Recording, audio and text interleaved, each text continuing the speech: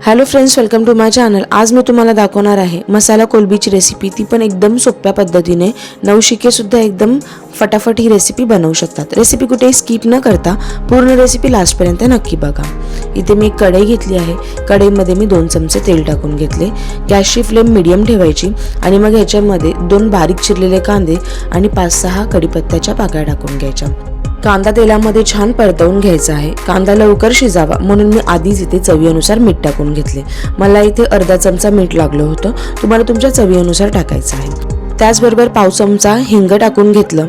1 चमचा भरून मी इथे माझ्या घरातला मालवणी मसाला टाकून घेतला। तुमच्या घरात साठवणीचा मसाला असेल तो टाकला तरी चालेल। 1 चमचा हळद आणि 1 चमचा काश्मीरी तिखा लाल मसाला सुद्धा टाकून घेतला। आता हे सर्व मसाले चांगले परतवून घ्यायचे तेलामध्ये। हिंग इथे टोटली ऑप्शनल आहे, टाकायचे तर टाकू शकता, अदरवाईज स्किप केलं तरी चालेल। मसाले चांगले तेलामध्ये परतले की मग मी याच्यामध्ये 1 बारीक चिरलेला टोमॅटो टाकून घेतला।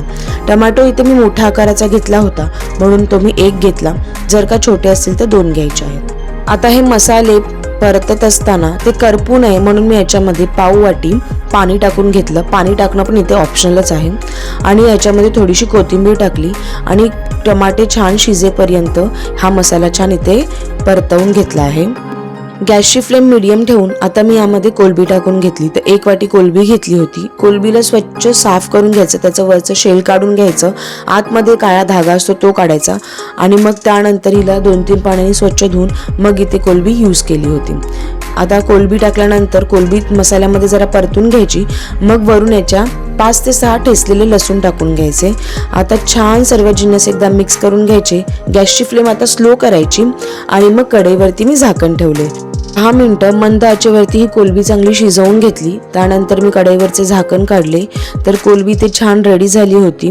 आता या कोलबीवरती मी थोडीशी इथे कोथिंबीर टाकून घेतलेली आहे। एकदा तिला मिक्स करून घेतली आणि त्यानंतर माझा गरमागरम झटपट तयार होणारा कोलबी मसाला इथे रेडी झालेला आहे। तर ही कोलबी तुम्ही तांदळाच्या भाकरीसोबत, चपातीसोबत, भात डाळसोबत ट्राय करा। खाण्यासाठी एकदम उत्तम आणि डिलिशियस अशी लागते आणि बनवायला सुद्धा जास्त तामझाम नाही आहे, एकदम पटापट तयार होते। तर तुम्हाला आजची माझी कोलबी मसाल्याची रेसिपी कशी वाटली ती मला कमेंट सेक्शनमध्ये नक्की सांगा। रेसिपी आवडली असेल तर चॅनलला लाईक, शेअर, सबस्क्राईब करायला विसरू नका। थँक्यू।